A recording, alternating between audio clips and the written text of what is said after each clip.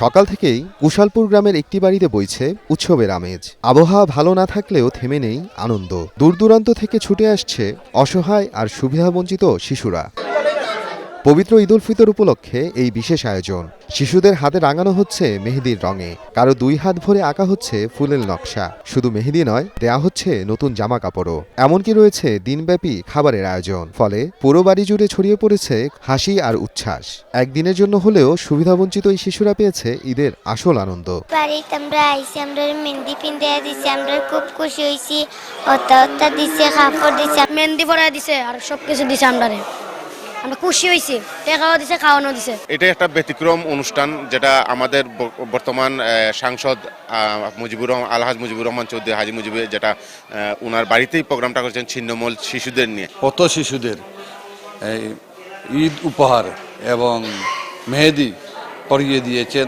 আমি মনে করি এই ধরনের একটি অনুষ্ঠান, বিশেষ করে যে মহৎ উদ্যোগ, জাতীয় সংসদ সদস্য জনাব আলহাজ মুজিবুর রহমান চৌধুরী কত শিশুদেরকে নিয়ে মেহেদি উৎসব করেছেন, এটা আসলে একটা ব্যতিক্রম অনুষ্ঠান। পথ শিশুদের নিয়ে আমরা এরকম একটা আয়োজন করতে পারতেছি, আমাদের ভালো লাগতেছে। আমরা আশা করি সামনের বছরও চালু করব।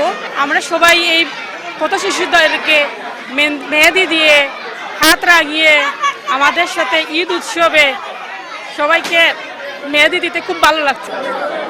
এই ব্যতিক্রমী উদ্যোগ নিয়েছেন মৌলভীবাজার ৪ আসনের নির্বাচিত সংসদ সদস্য মোহাম্মদ মুজিবুর রহমান চৌধুরী। সঙ্গে ছিলেন তার সহধর্মিণী রওশন বেগম, পরিবারের অন্য সদস্য ও প্রশাসনের কর্মকর্তারা। আগামী দিনে আমার সাথে যেন আরো অনেক উৎসাহিত হয় এবং তাদেরকে যেন আমরা প্রকৃত জায়গায় স্কুলে নিয়ে যেতে পারি।